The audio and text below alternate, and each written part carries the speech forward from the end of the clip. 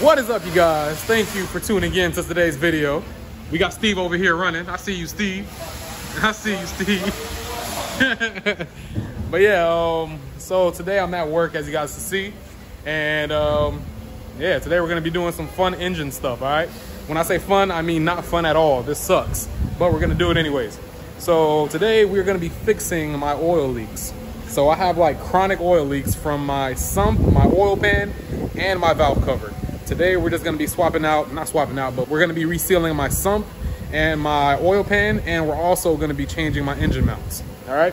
Now I'm gonna actually have some help, so this should go fairly fast, not as long as it did last time, because you guys didn't know that I did this before because I didn't make a video. I actually resealed the sump before, and I guess because I used cheap gasket maker, it just didn't work out. I used cheap stuff the first time, but this time we're gonna actually be using this right here.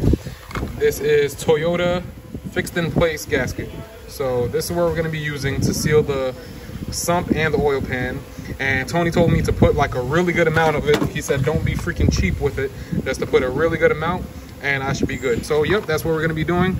This is the gasket maker we're gonna be using, and then these are the engine mounts. Now I know everybody's gonna be like, oh, why are you using OEM? This is the perfect time to do this and that. Listen, this works, okay? It works.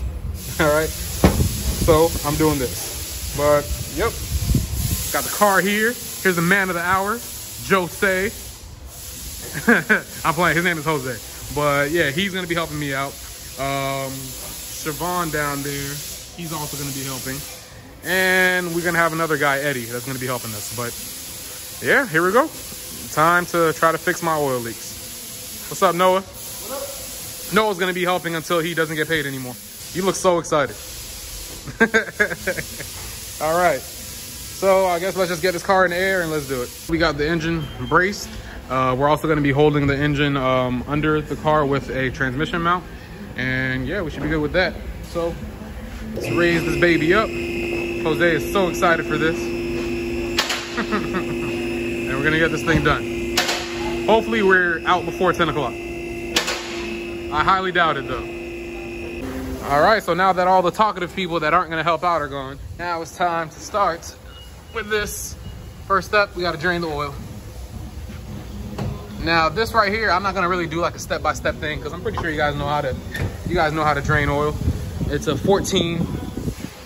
That's how it is for most Toyotas. So 14 right here. And let's try not to mix our tools together. I hate that. Wow, because you got all, wow. Wow, I see the shade, Jose, the shade. So subtle. The shade. We'll just use like snap up for you. The shade.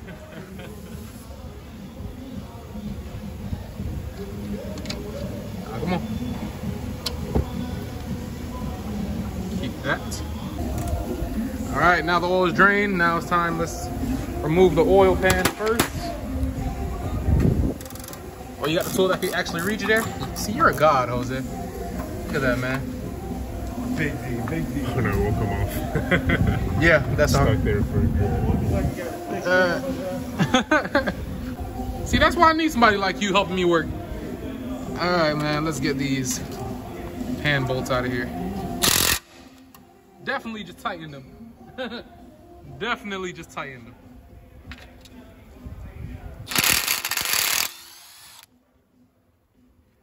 Drop that in there. Should be fine.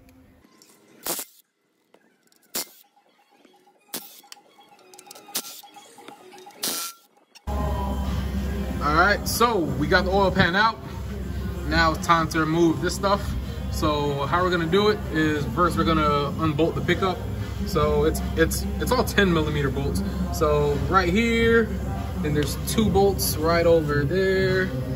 And then, you know, this little shroud, I guess, we're gonna unbolt this. And then after that, we're gonna unbolt the oil drain from the sump up there. I think it's 2 12s. And then after that, we're gonna get to all the bolts that are under here, and then we should be good. So I'll get back to you guys after we get the sump out. Chevron down there, Siobhan actually, He's down there cleaning the oil pan off. So yeah, we should be done fairly quick since he's already onto that. So let's get the sump out. 10 hours later. 10, right? All right, so we got the oil pan out and we got the little shroud out in the pickup.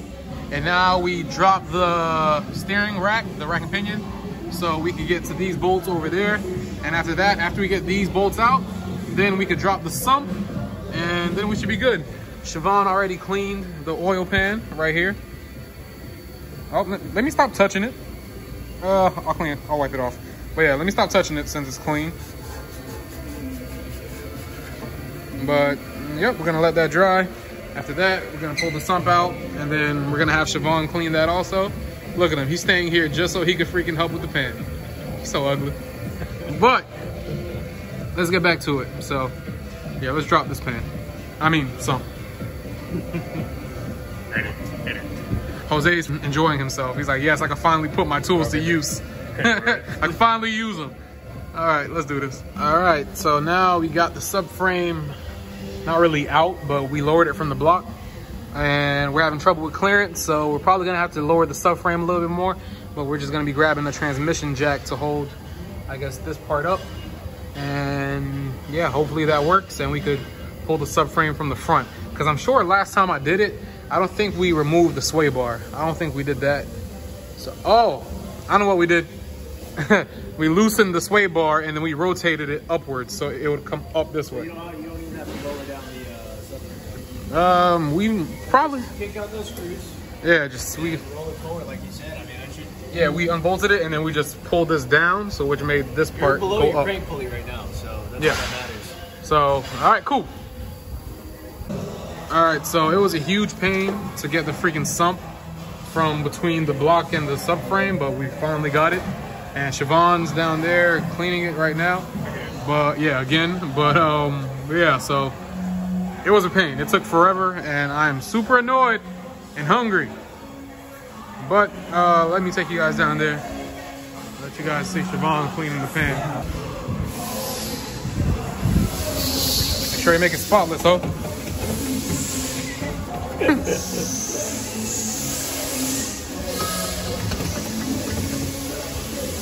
Can't use them regular scuffing wheels, just Scotch-Brite and some mineral spirits. What, so I can showcase it? The one Indian. Speak a little. You gonna slap the tattoo, bro? Yeah. You gonna slap the tattoo, bro? It hurts. Speak a little patois. Balanzo que self, dog. Alright, this side's done. And that big got a leak. Hey, easy. All right, somebody got freaking cancer from that. Yeah, what? I should take my gloves off that, huh? No, you should leave them on, Jit. Oh, you want cancer. Live fast, die young, bro. Blow dry it. Air out. Get all the residue out. Probably do that right now. Guess I'll get back to you guys when we're putting all the RTV and stuff on. 2,000 years later. All right, so this is like the Monday after the Saturday we did the freaking sump and the oil pan. Hold up. Hold up, what y'all running for? Yeah, but yeah, so we completely got sidetracked and we did everything without filming. So that's Jose's bad. Oh, shit. We did it. We did everything without filming, so that's my bad. We just got completely frustrated with how hard it was to get the sump out of the bottom of the freaking, you know, car. But we did get it done, and no leaks. Especially, remember that like spot that you touched up there? It's a piece of shit. It is dry. So, yep, no leaks. Here's the. I bet it ain't drying on my phone. I think we sealed it up pretty good. I took it for a drive and I really got on it and no leaks so far. So far so good. I'll probably be back and like check in like a week and I'll update you guys if there's any new leaks or anything like that. But it should be good. All right, you guys. So as you can see, I'm back in my house.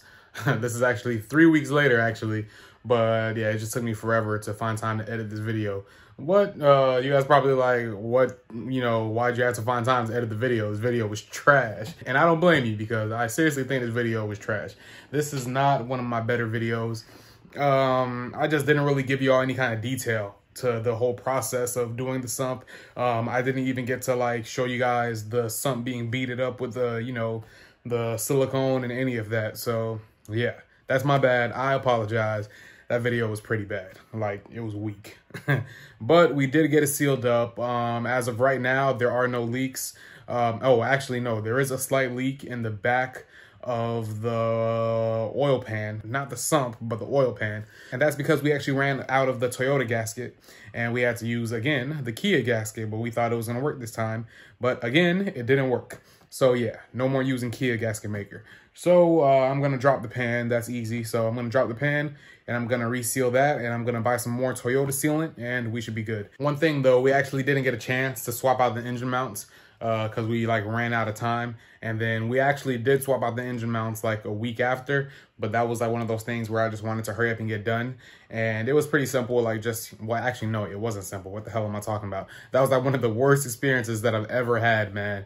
We literally had to remove the freaking oil cooler to actually remove the mount that's on the driver's side. And then we had to pull the whole turbo, so we could swap out the mount that's on the passenger side. So yeah, that was pretty bad. And to make matters even worse, we tried to put the oil cooler back. I actually ended up stripping all the threads for that big nut that goes into the, for that big bolt that goes into the oil cooler. It's sort of like a banjo bolt, but pretty much that's what you screw the oil filter on. So I ended up stripping the threads for all of that. So then I end up needing a new oil cooler. Now you guys might say, why didn't you just rethread it with this and that or do a helicoil? But I didn't want to do all that. I wanted it to be solid. So I was looking for a new oil cooler assembly. And of course, since it's a 1JZ, you can't find them anywhere. Nobody just has a random 1JZ oil cooler laying around unless like you're in Japan or something. So what I did was I actually bought a oil cooler delete kit. It's not really a kit, it's just one little bolt. I'll put a picture somewhere over here. But yeah, I bought that and I deleted my whole oil cooler, which I should have also filmed, but yo, it was really bad. Like this whole past 2 weeks was really bad when it came to the IS because it was just one thing right after another. I got this freaking cut right here, you know, trying to fix it. Oh, and not to mention how when we were done installing the whole freaking delete kit, I accidentally left the rubber gasket from the oil cooler on the surface of where the oil filter was going to be mounted on now, on the block. So I accidentally double gasketed the oil filter. So when we took it for our first test drive after the kit was installed, all of my coolant spilt out. And I was on the road, you know, doing a little bit of pulls, you know, because it was my first time driving the car in like a week because I had to let it sit for a week while the part was coming in. And I'm over here, you know, revving the car, having fun. And I get back to the shop and there's a trail of oil following me. And we raise the car up and there's a pool of oil on the floor. And we look up and it looks like a gallon of oil exploded on the side of the engine. And it was all because the gasket from the oil cooler stayed on the engine block. And I just slapped the freaking filter on top of it. And yeah, it was just bad. So we ended up having to fix the oil cooler. But after that, everything was, you know, pretty good. Until after we, you know, button everything back up, the car is still doing the shaking problem, which is why we tried to swap out the engine mounts in the first place. Because at high speeds, my car, like my steering wheel and my shifter, starts shaking, and it shakes pretty bad. But I thought that was going to fix it because one of my engine mounts was actually separated, and yeah, it did not fix it. So today I did some more exploring and investigating, and I've come to the conclusion, well, with the help of IBT, Tony, I've come to the conclusion that it's the center support bearing of the drive shaft. The bushing is cracked and stuff like that, so I'm thinking that might be the problem. So